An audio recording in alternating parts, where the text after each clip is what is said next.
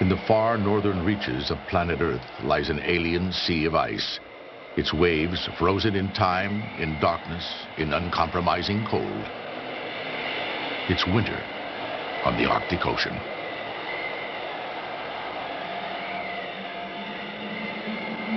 But a great power is returning to conquer this frozen sea.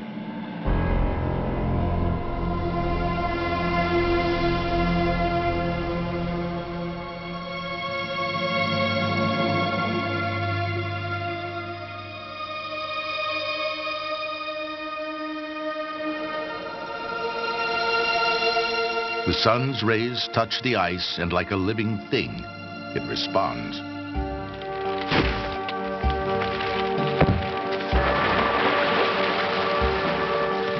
As the ice surrenders to the rising sun, it becomes a world in motion, full of danger and drama. Where creatures are trapped between moving sheets,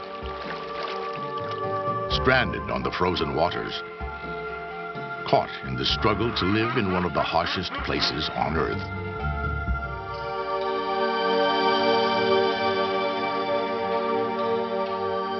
And where the ice meets the open sea, the sun awakens a world of strange and glorious life.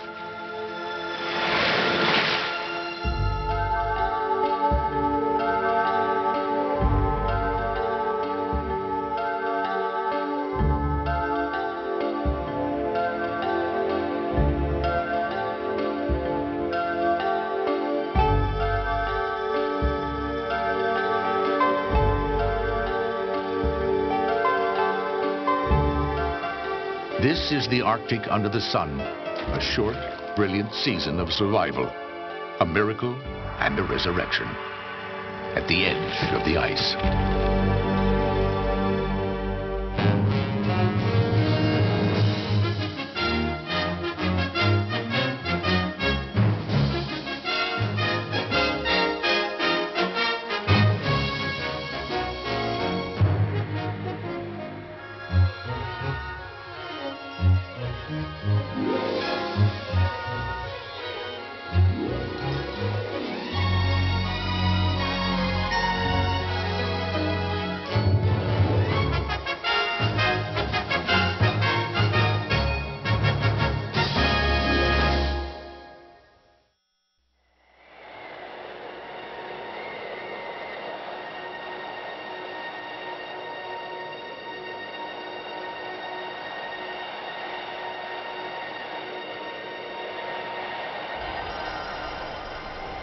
After 3 months of winter's hard darkness, the first light of spring spreads a glow across the ice.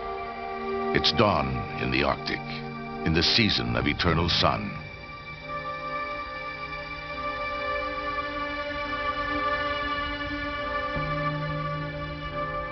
A lone predator stalks the ice in the early light.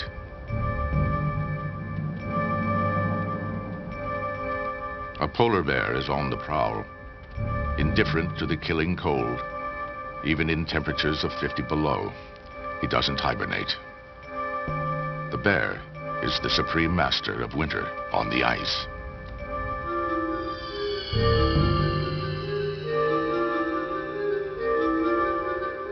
He can grow to 1,700 pounds of hunting power, but his life depends on one creature.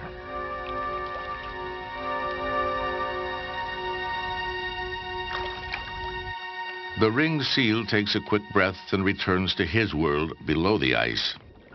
He too has endured all winter, just beneath the feet of his mortal enemy. It's April.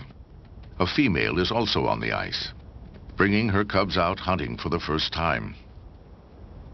They were born 4 long months ago, and since then, their mothers had nothing to eat.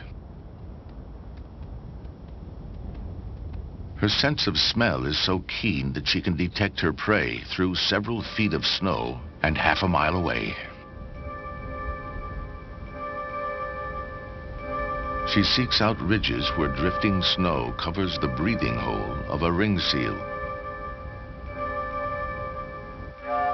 Inside this protective snow cap, A seal has dug a lair.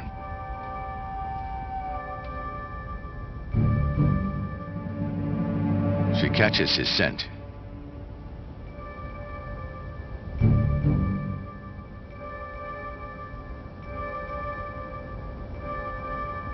The seal rests, but only sleeps a few seconds at a time, its sharp hearing tuned to danger. A tense contest of the senses begins.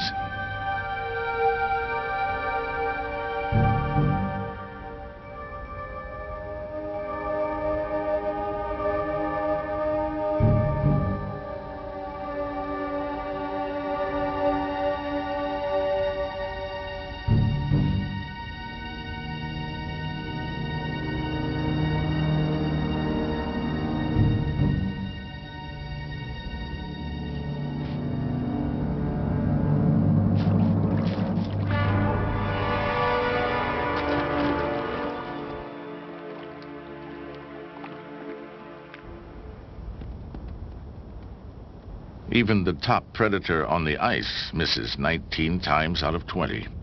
And yet the mother bear will need to kill at least 2 seals a week to keep her cubs alive.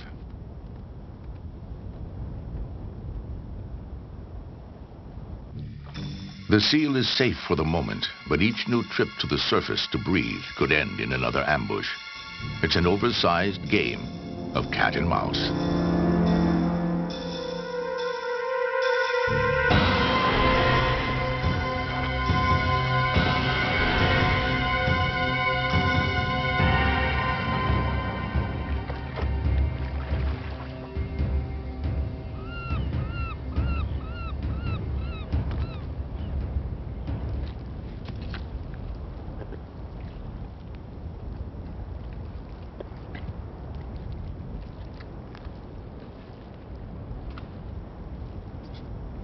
The bear eats mostly the blubber, licking bits of fat from the snow.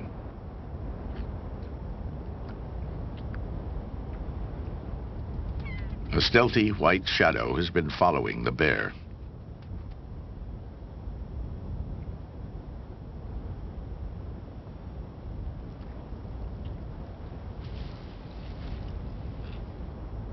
An Arctic fox. For days he's been tracking the great hunter, crossing miles of ice in hopes of leftovers from a kill.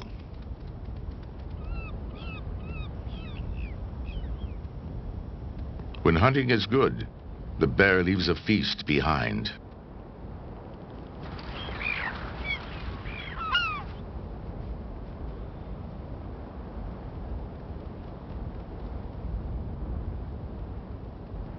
The fox finds a morsel and buries it, a precaution against an unpredictable future.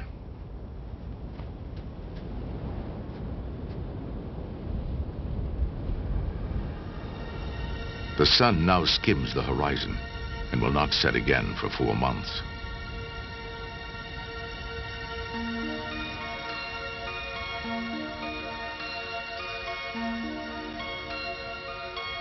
Day by day, it begins to take control of the ice in the seasonal tug-of-war between darkness and light.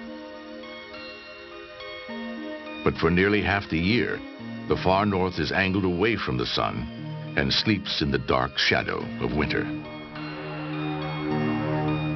Left in the deep freeze of space, the Arctic seas lie covered with 6 million square miles of ice. As the year progresses, the planet swings around the sun. Light returns to the top of the world. With 24-hour sunshine, the polar ice begins to retreat. By spring, the ice edge has receded to a tangle of islands in the high Canadian Arctic and to the entrance of Lancaster Sound.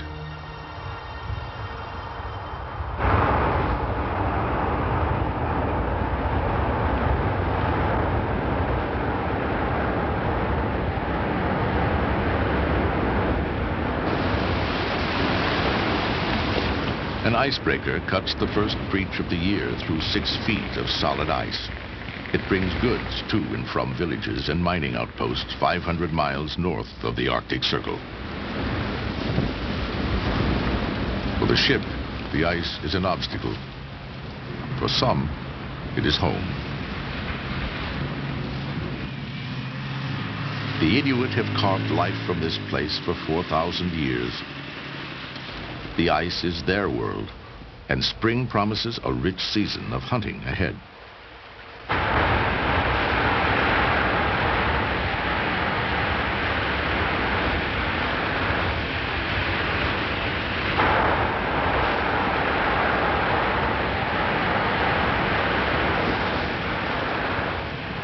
The ice itself has been guarding a secret world.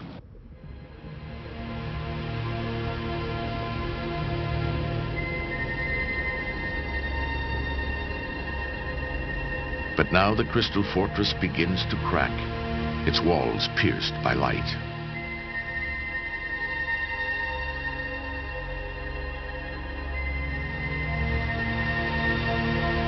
In the shallows 40 feet below, the sun reveals a garden of unexpected color. Golden sea anemones, bright orange starfish, and small crustaceans awaken from a winter trance.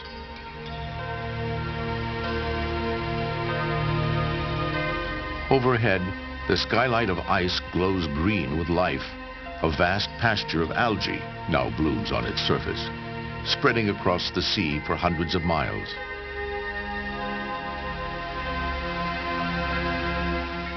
Countless young fish and shrimp-like creatures come here to graze.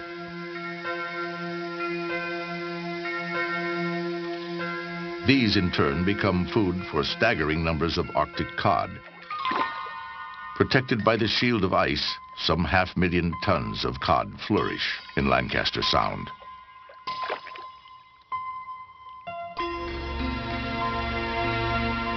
All this abundance is solar-powered. As light floods the water, it sets off an explosion of life.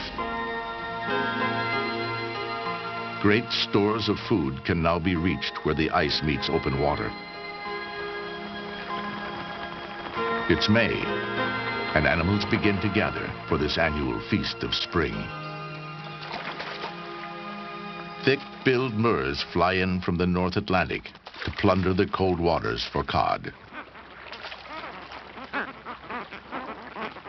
They flock to Lancaster Sound in the hundreds of thousands.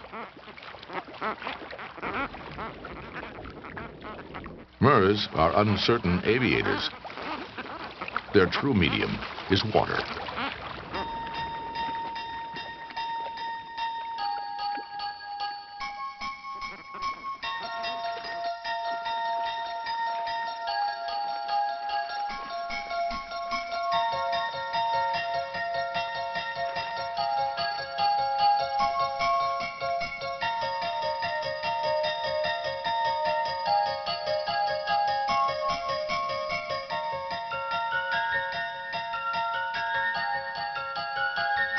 Once beneath the waves, they're the Arctic version of a penguin. With short, flipper-like wings, they dive nearly 300 feet for 3 minutes at a time.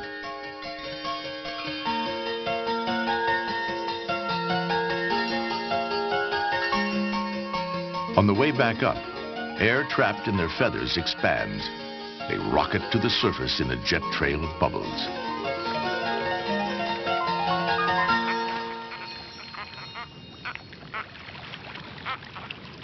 At the ice edge nearby, a polar bear sensed the shifting wind.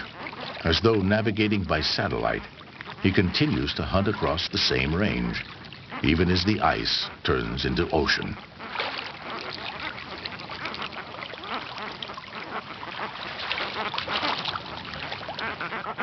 Beneath his fur, the white bear has jet black skin to absorb the heat from the sun when he's on the surface.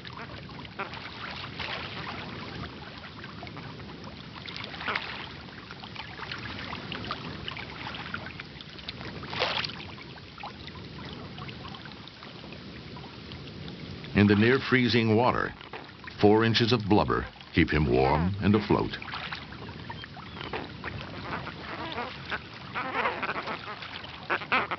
He's not above taking a bird or two, but the Murres take no notice and prepare to leave, for they have an urgent appointment to keep.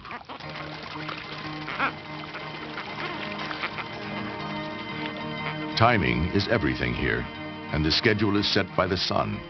The Murs head for land. The short breeding season has begun, and for those who come late, there'll be no second chance. Their destination is a lonely outpost in Lancaster Sound, the towering cliffs of Prince Leopold Island.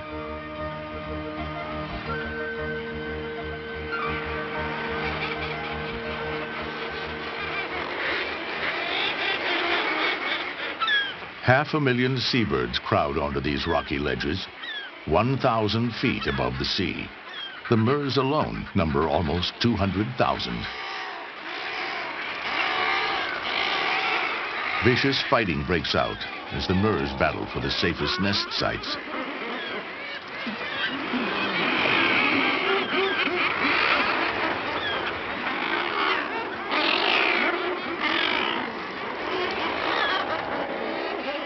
They lay only a single egg, pear-shaped, to prevent it from rolling off the narrow rock shelf. The stronger, more aggressive birds win sites midway down the cliff, leaving the weaker birds at the top, where they're most vulnerable. An Arctic fox has been stranded here as the ice retreated from the island. His white winter fur has been replaced by a sleek brown coat.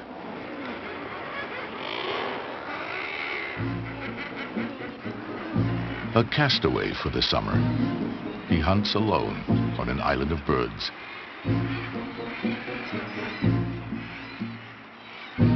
He heads for the cliff, the only place to find food on the island.